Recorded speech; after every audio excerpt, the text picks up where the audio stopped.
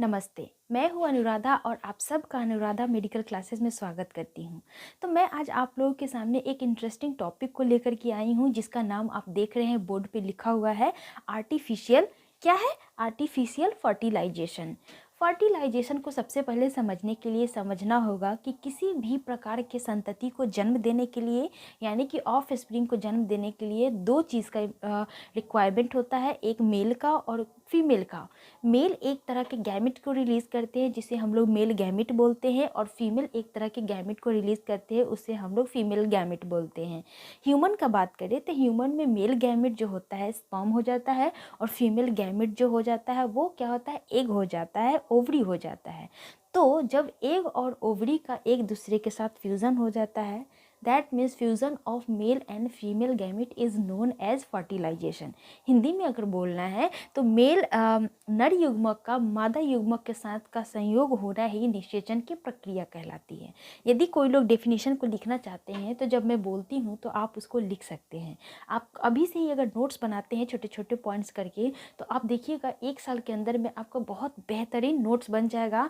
और आप जब आने वाले अपकमिंग 12th का जब बोर्ड होंगे आपके तो आपके पास एक बहुत अच्छा नोट्स मिलेगा और बाद में आपके पास टाइम मिलेगा रिवीजन करने का, ताकि आप बहुत बेहतरीन रूप से आप रिवीजन कर सकते हैं और अलग बच्चों से, अदर्स बच्चों से आप अपने मार्क्स को बहुत ज़्यादा बूस्टअप कर सकते हैं बोर्ड के एग्ज़ाम में। ठीक है, अगर कोई व्यक्ति मुझसे पढ़ रहे हैं कंटिन्यूअसली तो मैं गारंटी देती हूँ कि आपके बोर्ड में सारे लोगों से बेस्ट नंबर आने वाले हैं और आपके एक भी सवाल नहीं छूटेंगे एग्ज़ाम में।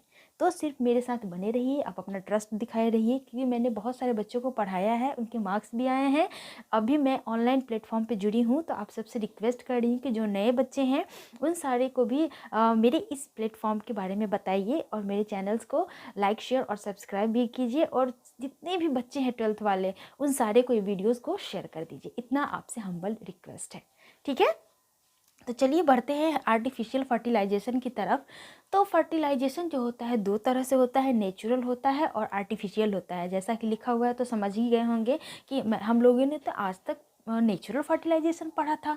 ये आर्टिफिशियल फर्टिलाइजेशन में होता क्या है? दैट मीन्स निषेचन की प्रक्रिया ज़बरदस्ती कराना अपनी इच्छा के अनुसार, उसे ही हम लोग आर्टिफिशियल फर्टिलाइजेशन बोलते हैं।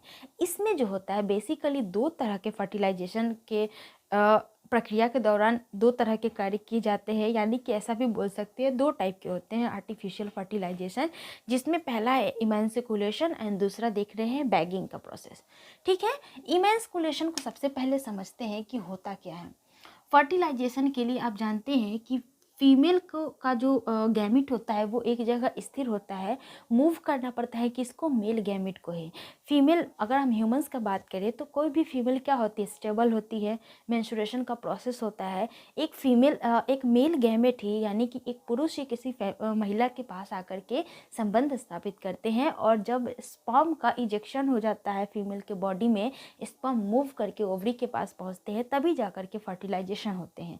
तो इस तरह से एक सामान्य उदाहरण के तौर पे समझ सकते हैं कि कोई भी फर्टिलाइजेशन के लिए मेल गैमेट को क्या करना पड़ता है, एक्स्ट्रा एफर्ट डालना पड़ता है, मतलब कि मूव करके जाना पड़ता है फीमेल के पास।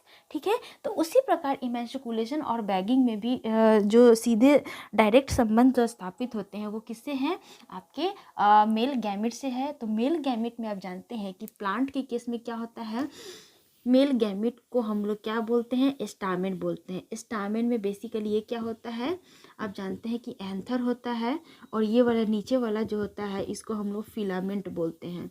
और फिलामेंट और एंथर जिस चीज़ से जुड़ा रहता है इसको हम लोग क्या बोलते हैं, कनेक्टिव बोलते हैं। तो इमेंसिकुलेशन में क्या होता है, हम यह प्रोसेस करते हैं जिसमें एंथर को कट कर देते हैं। क्या करते हैं, कट कर देते हैं। क्या करते हैं, कट कर देते हैं, काट देते हैं। कब काटते हैं, यह एक कंडीशन है। अगर आप पूछिएगा तो इसके लिए एक कंडीशन होता है कि इसको हम लोग बड के स्टेज में ही काट देते हैं। जब आपका एंथर जो बड मतलब कली के रूप में होता है, एकदम छोटा सा होता है, जब उसमें मैचुरेशन का प्रोसेस नहीं हुआ रहता है, उस टाइम हम क्या करते हैं, ये पूरे वाले जो इसको हम लोग क्या बोल रहे हैं, स्टामिन बोल रहे हैं, इस स्टामिन को पूरी तरह से कट कर देते हैं, यहाँ से पूरा कनेक्शन ख़त्म कर देते हैं और इसको अपने पास रख लेते हैं। और फिर जब इसका ज़रूरत होता है एंथर का, तो उस एंथर के अंदर जो होता है उसको हम लोग क्या बोलते हैं, पॉलन ग्रेन बोलते हैं। क्या बोलते हैं, पॉलन ग्रेन बोलते हैं। और इस पॉलन ग्रेन का यूज़ करके हम अपने इच्छा के अनुसार किसी भी प्रजाति के साथ इसका फर्टिलाइजेशन करा करके और नए तरह के फ्लावर्स की उत्पत्ति करवाते हैं। आई होप आपको इमेंसिकुलेशन समझ में आ गया होगा।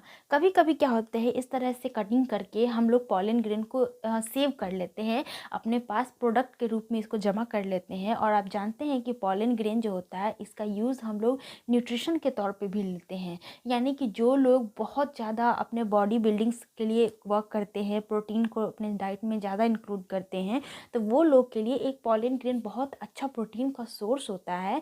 बिकॉज इसको हम लोग देखते भी हैं कि न्यूट्रिशन के तौर पे मिलता है और बहुत ज़्यादा कॉस्टली भी होता है, क्योंकि यह जो होता है एनर्जी का बहुत अच्छा सोर्स भी माना जाता है। इसीलिए पॉलन ग्रेन को हम लोग डाइट के फॉर्म में भी लेते हैं। तो इसलिए भी इमेंसिकुलेशन कराया जाता है, किया जाता है, एंथर को कट करके रख लिया जाता है ताकि इसका हम लोग फूड फार्मिंग के रूप में, फूड प्रोडक्ट के रूप में यूज़ कर सकें। इतना समझ में आ गया। अब नेक्स्ट होता है बैगिंग। बैगिंग से समझ में ही आ रहा होगा कि बैग शब्द से बैगिंग बना हुआ है। तो बैग क्या होता है, बैग्स में हम लोग किसी भी कॉपी किताब को रखते हैं। यानी कि अगर दूसरे शब्दों में बोलो तो कोई भी किताब कॉपी जो बाहर रखा हुआ है उसको ढकने का काम करते हैं। यानी कि हम किसी भी चीज़ को बैग के अंदर रखते हैं, दैट मीन्स उस सामान को क्या कर रहे हैं, ढक रहे हैं। तो यहाँ पे ढकने का काम करते हैं, लेकिन किसको ढकने का काम करते हैं, इस पॉलन ग्रेन को ढकने का काम करते हैं। देखिए इसी में मैं समझा देती हूँ। ये आपका जो है स्टैमिन है, स्टैमिन में करते क्या है, एक प्लास्टिक का बैग लेते हैं और प्लास्टिक बैग ले करके इस पॉलन ग्रेन को क्या करते हैं, ढक देते हैं। ये आपका क्या हो जाएगा, बैग रहेगा। किस चीज़ का बैग रहेगा, प्लास्टिक का बैग रहेगा। अब पूछिए कि इस तरह से बैग लगाने का ज़रूरत क्यों है। देखिए बैग लगाने की ज़रूरत इसलिए होता है, कुछ रेयर फ्लावर्स होते हैं जिसका यूज़ हम लोग बहुत रेयरली करते हैं या फिर बहुत ज़्यादा उत्पादित नहीं होता है, या फिर हम अगर प्योर जीन की तलाश में रहते हैं, हम चाहते हैं कि किसी भी प्लांट से प्योर जीन मिले, हमें प्योर पॉलन ग्रेन मिले, कोई किसी भी प्रकार की मिक्सिंग ना हो, तो इसलिए हम लोग यह बैगिंग करते हैं। और बैग के प्लास्टिक के बैग से हम लोग इस चीज़ को ढक देते हैं और अंदर में यह पॉलन ग्रेन क्या होता है, मैच्योर होता है। इसको हम लोग ढकने के पीछे का वजह जैसे मैंने बताया कि क्या होना पड़ेगा, प्योरिटी के लिए हम लोग इस तरह से करते हैं, या फिर किसी भी प्रकार के अनवांटेड डिस्टर्बेंस के लिए हम लोग क्या लगाते हैं, इस तरह के प्लास्टिक का बैग लगाते हैं। आई होप आपको इमेंसिकुलेशन और बैगिंग समझ में आ गया होगा। कोई डाउट होगा तो आप ज़रूर पूछिएगा कमेंट बॉक्स में। इंस्टाग्राम पे भी, टेलीग्राम पे भी पूछ सकते हैं, टेक्स्ट करके भी, या फिर डिस्क्रिप्शन में दिया हुआ है लिंक, टेक्स्ट करना है तो अनुराधा मेडिकल क्लासेस टेक्स्ट कीजिए और मेरे साथ जुड़े रहिए। कोई भी डाउट होता है तो प्लीज़ प्लीज़ प्लीज़ मुझसे पूछिए। अगर वीडियो थोड़ी भी अच्छी लगी हो तो वीडियो को लाइक, शेयर और सब्सक्राइब जरूर कर दीजिएगा। तो कल के टॉपिक में हम लोग इससे आगे एक टॉपिक बचा हुआ हमारा फ्रूट वाला, उसको कवर करेंगे। और सबसे इंटरेस्टिंग चैप्टर ह्यूमन रिप्रोडक्शन को हम लोग 2-3 दिन के अंदर में स्टार्ट करेंगे। तो मिलते हैं नेक्स्ट वीडियो में। अपना ध्यान रखिए। जय हिंद।